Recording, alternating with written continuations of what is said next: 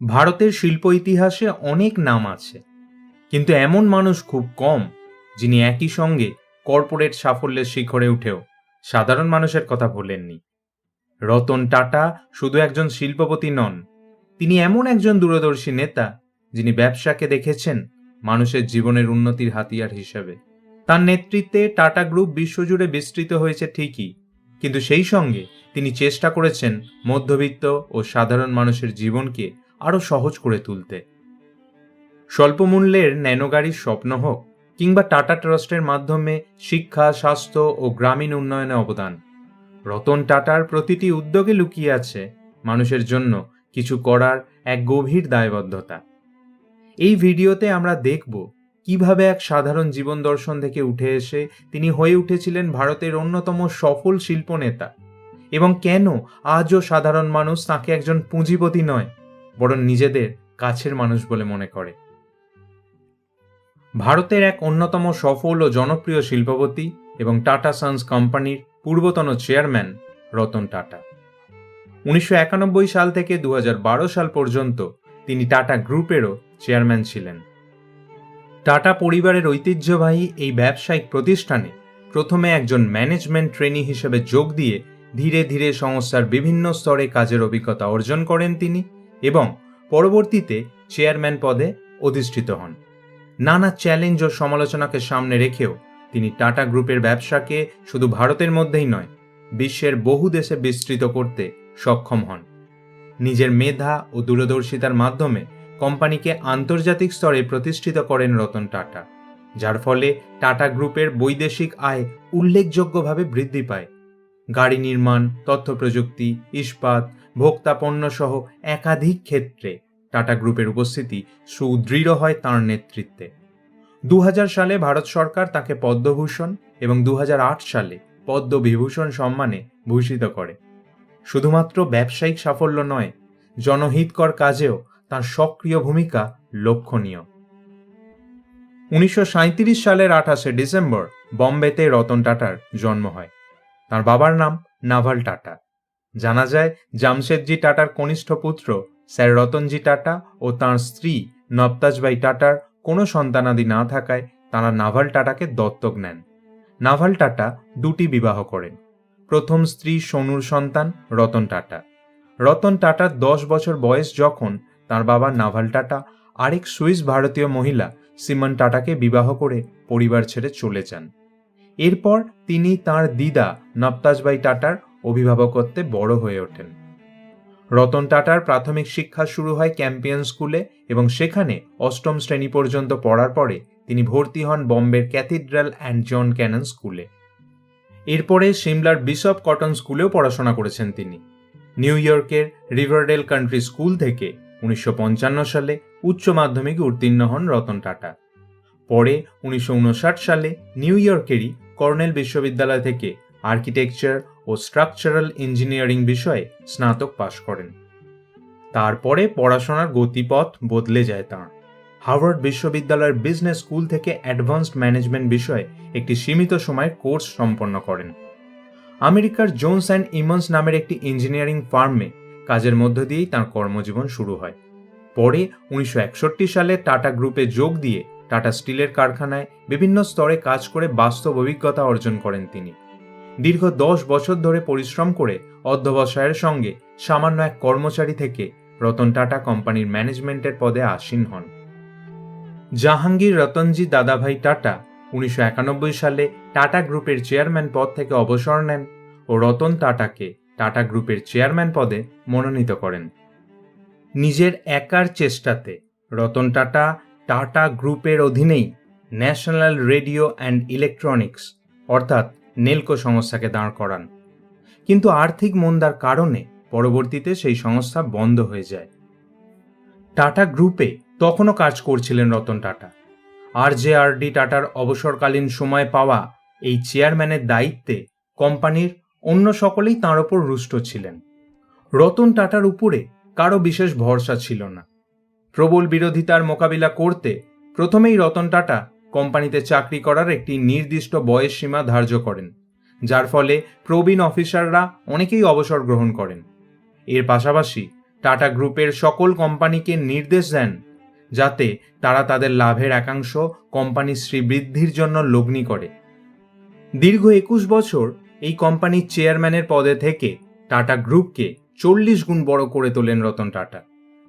তাঁর আমলেই টাটা মোটরসের থেকে বিশ্বখ্যাত গাড়ির ব্র্যান্ড জাগুয়ার অ্যান্ড রোভারকে অধিগ্রহণ করা হয়, যার ফলে বিশ্বের বাজারে টাটা কোম্পানির গাড়ির আধিপত্য প্রতিষ্ঠিত হয়। একই সঙ্গে টাটা স্টিল কোম্পানি কোরাস নামে একটি সংস্থাকে অধিগ্রহণ করে। ক্রমেই আন্তর্জাতিক কোম্পানি হয়ে ওঠে টাটা গ্রুপ। বিশ্বের প্রায় 6টি মহাদেশের মোট 100টি দেশে টাটা নিজের ব্যবসাকে বিস্তৃত করে তুলেছে রতন টাটার দক্ষ পরিচালনায় ও মেধায়। মূলত 7টি ভাগে টাটা গ্রুপের ব্যবসাকে পরিচালনা করেন রতন টাটা: তথ্য প্রযুক্তি, ব্যাংকিং, ইলেকট্রনিক্স, রাসায়নিক দ্রব্য, পণ্যদ্রব্য, বস্ত্র বয়ন ইত্যাদি। জামশেদজি টাটা মাত্র 30,000 টাকা দিয়ে যে ব্যবসা শুরু করেছিলেন, রতন টাটা সেই ব্যবসাকেই $10 কোটি মূল্যে নিয়ে যান দক্ষ হাতে। ভারতের বুকে সবথেকে বড় আউটসোর্সিং কোম্পানি হিসাবে টিসিএসকে প্রতিষ্ঠিত করেন রতন টাটা। 1998 সালে তাঁর নেতৃত্বে টাটা কোম্পানি বাজারে নিয়ে আসে টাটা ইন্ডিকা নামের একটি নতুন গাড়ির মডেল, যা মাত্র 2 বছরের মধ্যেই ভারতের মধ্যে জনপ্রিয় হয়ে ওঠে। তার অধীনেই 2007 সালে Tata steel British Dutch company Corus অধিগ্রহণ করে। এর ফলে ভারতের গণ্ডি ছাড়িয়ে টাটা স্টিলের লন্ডন শাখা তৈরি হয় এবং এশিয়ার পাশাপাশি ইউরোপের ইস্পাতের বাজারও দখল করে টাটা গ্রুপ। টাটা মোটরসের অনেক যন্ত্রাংশ এবং টাইটান ঘড়ির আধুনিক মডেলের অনেক উন্নতি সাধন করেন তিনি। ভারতের ই-কমার্স ওয়েবসাইট স্ন্যাপডিল, চা বিক্রেতা টি বক্সে নিজের উপার্জিত অর্থ বিনিয়োগ করেন তিনি। টাটা টি তাঁর নেতৃত্বেই টেটলি সংস্থাকে অধিগ্রহণ করে। 1991 সালে তিনি যখন চেয়ারম্যান হন, সেই সময় মুক্তবাজার অর্থনীতির সুবিধে পুরো মাত্রায় গ্রহণ করেন ও সংস্থার রেভিনিউ এবং লাভের পরিমাণ বাড়িয়ে তোলেন। 2012 সালে টাটা গ্রুপের চেয়ারম্যানের পদ থেকে অবসর নেন তিনি। তাঁর 21 বছরের মেয়াদে টাটা গ্রুপের রেভিনিউ 40 গুণ ও লাভ 50 গুণ বৃদ্ধি পায়। রতন টাটার অবসরের পর পালনজি মিস্ত্রির ছেলে সাইরাস মিস্ত্রি টাটা গোষ্ঠীর চেয়ারম্যান হন। 2016 সালে সাইরাস মিস্ত্রিকে চেয়ারম্যান পদ থেকে সরিয়ে দেওয়া হয় এবং বহু অফিসার ও ভারতীয় শিল্পপতিদের অনুরোধে রতন টাটা অন্তর্বর্তীকালীন চেয়ারম্যানের কার্যভার গ্রহণ করতে সম্মত হন। 2017 সাল পর্যন্ত পরবর্তী চেয়ারম্যান নিযুক্ত না হওয়া পর্যন্ত রতন টাটা কার্যনির্বাহী চেয়ারম্যান হিসাবে আসীন ছিলেন। রতন টাটার জীবনের সর্বাধিক আলোচিত অধ্যায় হল ন্যানো প্রকল্প। মধ্যবিত্তের আয়ত্তের মধ্যে স্বল্প মূল্যের গাড়ি তৈরির প্রকল্প তাঁর অন্যতম স্বপ্ন ছিল। প্রথমে পশ্চিমবঙ্গের সিঙ্গুরে কৃষকদের থেকে ন্যানো কারখানা করার জন্য জমি অধিগ্রহণকে কেন্দ্র করে এক রাজনৈতিক তরজায় পড়ে সমালোচিত হন রতন টাটা। কারখানা তৈরির জমি না দেওয়ায় পশ্চিমবঙ্গের শিল্পের ভবিষ্যৎ নিয়ে প্রশ্ন তুলেছিলেন তিনি। পরে গুজরাটে কারখানা স্থানান্তরিত করে ন্যানো গাড়ি বাজারে আনলেও তা মধ্যবিত্ত মানুষের কদর পায়নি। যদিও প্রকল্পটি প্রত্যাশিত সাফল্য অর্জন করতে পারেনি, তবুও এটি ভারতের অটোমোবাইল ইতিহাসে একটি গুরুত্বপূর্ণ উদ্যোগ হিসেবে বিবেচিত। শুধু ব্যবসায়িক সাফল্যই নয়, বহু জনহিতকর কাজেও তিনি সব সময় পাশে থেকেছেন। 2010 সালে হার্ভার্ড বিশ্ববিদ্যালয়ের বিজনেস স্কুলে একটি এক্সিকিউটিভ সেন্টার গড়ে তোলার জন্য রতন টাটা $5 কোটি দান করেন। তাঁরই নামে এই প্রেক্ষাগৃহের নাম দেয়া হয় টাটা হল। তাঁর অধীনস্থ সংস্থা টাটা কনসালটেন্সি সার্ভিস মার্কিন যুক্তরাষ্ট্রের কার্নেগি মেলন বিশ্ববিদ্যালয়কে অটোমোবাইল বিষয়ে গবেষণার জন্য $3 কোটি দান করে।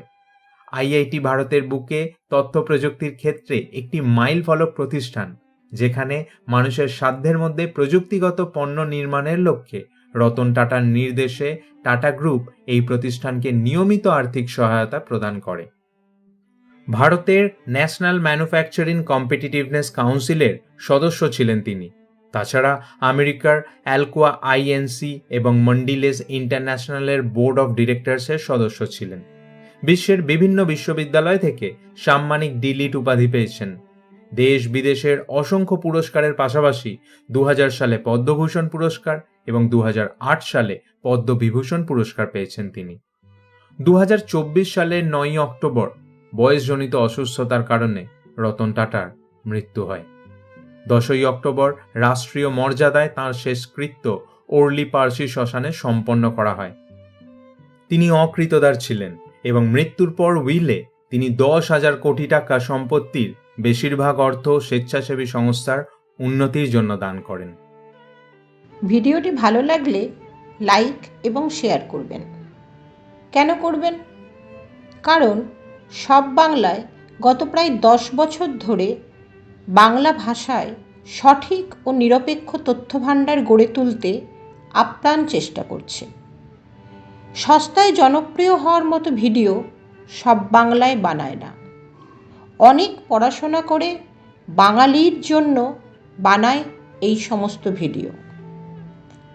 আগামী প্রজন্মের জন্য বাংলা ভাষাকে বাঁচিয়ে রাখার জন্য এই ধরনের কাজে আপনার একটি লাইক ও শেয়ার মূল্যবান। কারণ এভাবেই আমরা প্রমাণ করতে পারি সস্তার জনপ্রিয়তা নয়, বাঙালি সুস্থ সংস্কৃতির পাশে চিরকাল ছিল, আছে, থাকবে।